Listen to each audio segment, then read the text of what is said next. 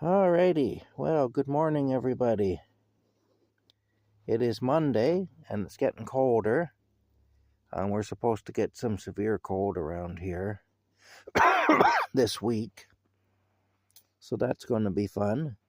It's Monday, January the 27th, in the year of our Lord, 2025.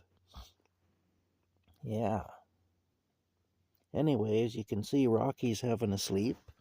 He's on the hot water bottle there. There's a hot water bottle there underneath him, and he's sleeping on top of it.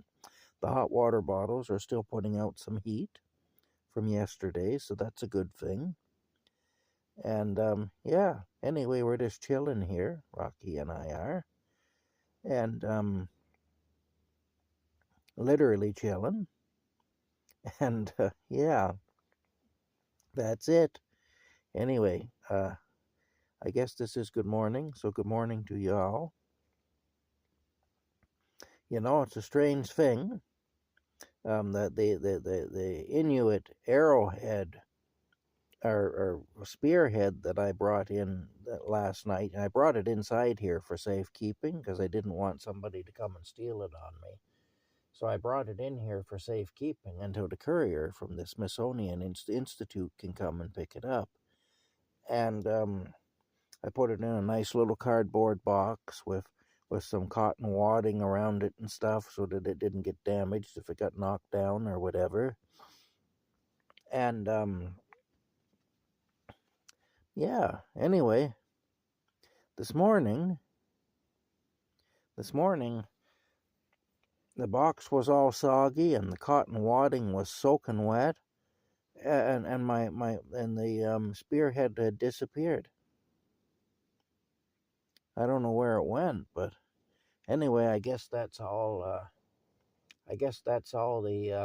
All my dreams there of getting a big check from the Smithsonian Institute they're done away with now. Anyway, it's too bad too, because another thing I had my eye on, another thing I was going to buy with that money was a fancy belt with a buckle, and the buckle on the belt has a cigarette lighter in it. You can actually pop the cigarette lighter out of the buckle and light your cigarette and put it back. Of course, I don't smoke, but I just think that's really neat. So I was going to get one of those. Oh, no, I'm just kidding. Obviously, I'm kidding. It wasn't a real spearhead. It was just a piece of ice that looked like a spearhead, that looked pointy and looked like it could be something like that.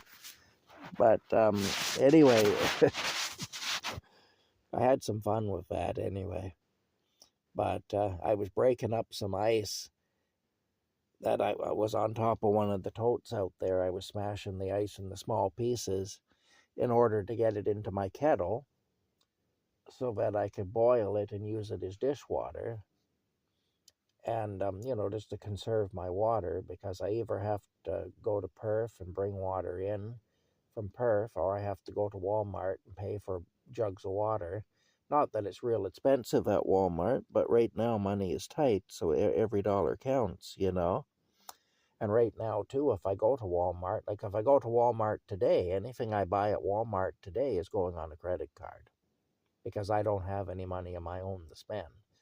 So, I mean, the less I can borrow on a credit card, the better, especially when I'm already in debt up to my ears. So, bottom line is this, though. Bottom line is this. I got all kinds of water around me here, but it's just all in powdered or frozen form. So that's what it is. You talk about powdered water. Well, that would be the snow. That's powdered water. But anyway, so that's what I was doing. I was busting up some ice, and I ended up with this piece that looked like it could be an old arrowhead or spearhead or something like that. So I had some fun with it anyway. Funny thing is, that belt I just mentioned with the lighter in it, I actually knew a guy in Perth, a fellow by the name of Earl, And Earl was always buying stuff like that. Every time you saw Earl, he had some weird thing that he had gotten like that. And he actually had a belt with a cigarette lighter in it. It actually had a Zippo lighter in it. And the belt buckle had this Zippo lighter in it. And he could pop the lighter out of the belt buckle and light his smoke, because he did smoke. And then he'd put it back into the belt buckle, snap it back into the belt buckle again. You know, and yeah, he had that anyway. Earl had that anyway. I won't say his last name, but that's what Earl also loved CB antennas. Earl had CB antennas mounted all over his truck. He had a CB in his truck, so one of the antennas was actually connected to a CB. But he would have one CB antenna connected to his truck, but he would have like 5 CB antennas mounted on his truck and stuff like that, you know. That was Earl anyway. But yeah, Earl. Earl of Olay. That's what I remember seeing him on the street saying hello to him. G'day, Earl of Olay. You know, he give me a look. Earl of Olay. That's what I used to call him. Anyway, oh, crazy stuff anyway. Earl, nuttier than a squirrel. Oh my goodness. But yeah, anyway, Earl, he used to buy up stuff like that, you know, the mud flaps with the silhouette of the naked lady on them, and CB antennas all over the truck, and the cigarette lighter in the belt. So he was my inspiration. He was my inspiration anyway for that. He was. Yeah. Anyway, as you can see, Rocky's having a nice sleep. He is. And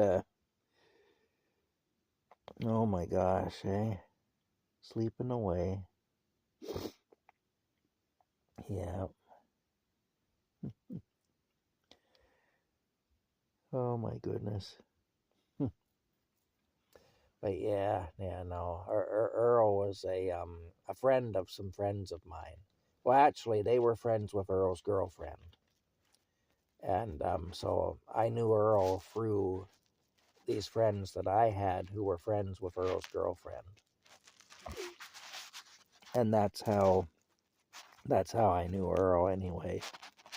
But he's quite a character. He looked a lot like Dale Gribble from the exterminator guy from King of the Hill. If you ever saw that cartoon King of the Hill, he looked like Dale Gribble from there, the exterminator guy anyway. But yeah, quite a character. Perf had quite a few characters like that. It did. But anyway, that's it. It's time for me to pack up this circus and turn off the phone. Probably go over and turn on the heater. Although it actually isn't that bad in here today. I mean, it was warm enough. It melted my spearhead. So there you go. No big check from the Smithsonian Institute for me, I guess.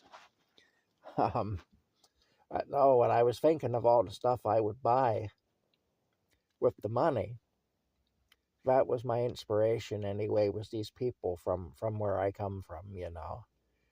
People like Earl and other people like him who actually would buy that stuff with the money. There was a guy from Perth back in the 1980s. He won what we have here. We have what's called Lotto 649. And it's part of the Ontario lottery gaming system or whatever. And you can buy a Lotto 649 ticket in a grocery store. It's similar, I suppose, to what those of you in the United States would think of, where like a Powerball ticket or something, you know. Only we don't get the jackpots that you guys get, but still, you could win a few $1,000,000. Potentially, you could. And a man from Perth back in the 80s actually won some money like that. He won a few $1,000,000. He became a millionaire overnight. And a year later, the guy was broke. And not only was he broke, but he was up to his ears in debt. He was actually in the negative numbers. And he did a lot of crazy things, though. This is what happens when you get somebody who's not used to having money, and then overnight they become a millionaire. Sometimes that happens. But anyway, he did a bunch of crazy stuff, and the money was all gone. You'd wonder how it would even be possible to blow that kind of money in a year. And in the 1980s, too, a dollar went a lot further than it does now. Even now, it'd be hard to imagine, though, blowing that much money in a year, and even going into the negative numbers, going into debt. But this fella managed to do it. Funny thing is, though, as bad as he was at managing that money, and obviously he wasn't very good at managing it, or he would have not ended up in the situation he ended up in. And look, we all have trouble sometimes managing our affairs. None of us is perfect, so I'll say that too. So I mean, who knows? If I won some money like that, or came into some money like that, I don't know if I'd be any good or not. I might end up in the same boat that guy ended up in. But I will say one thing, though. He wasn't stupid, because when I had my 1947 Dodge, I had some issues with the carburetor. Now, I also had a 1940 Dodge that had come up from the United States, and it wasn't on the road. I was using it as a parts car. I had it stored in a field on a friend's property, and if I needed parts from it, I'd go out there and get them. Anyway, I had trouble with the carburetor,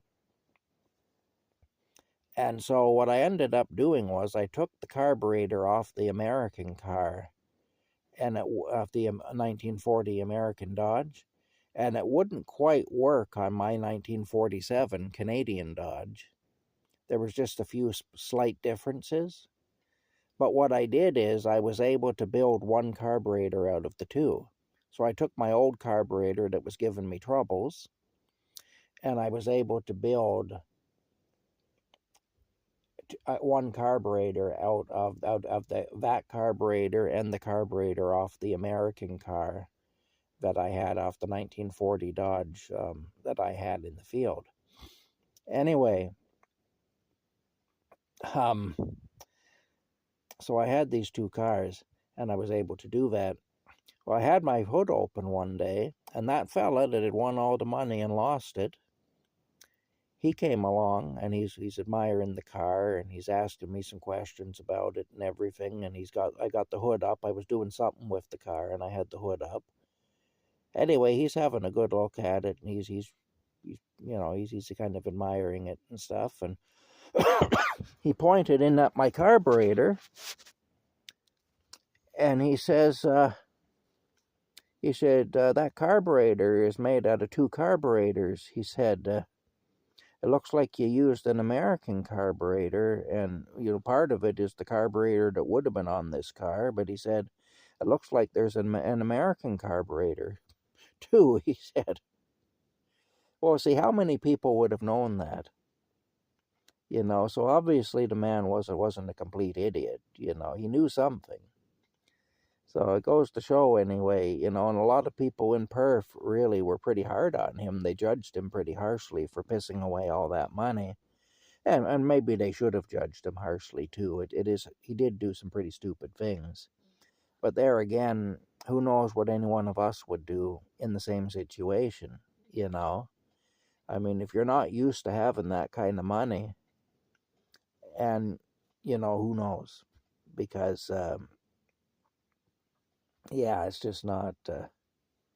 Anyway, we all like to think that we'd be great with it, and we'd take that that $1,000,000 or $2,000,000 or $4,000,000 or whatever it is we won, and we'd multiply that to 10 million and the 20 million and the 50 million, and we'd be set for life, and we'd pass that down to wealth down to our family, and so on like that. When we pass on, if we have kids, our kids will get it or whatever. But in reality, there'd be more than a few that would make the same mistakes that man made, And who's to say I wouldn't be one of them, really? I like to think I wouldn't be, but I don't know that. Anyway, the bottom line is, I won't have an opportunity to find out this week because my spearhead melted. So there you go. I'm going to have to call the Smithsonian back now and tell them that the spearhead is no more. Anyway, don't bother sending that courier around. The spearhead is turned into liquid. All right. Well, good morning, everybody, and Rocky and I will see you later. Bye for now.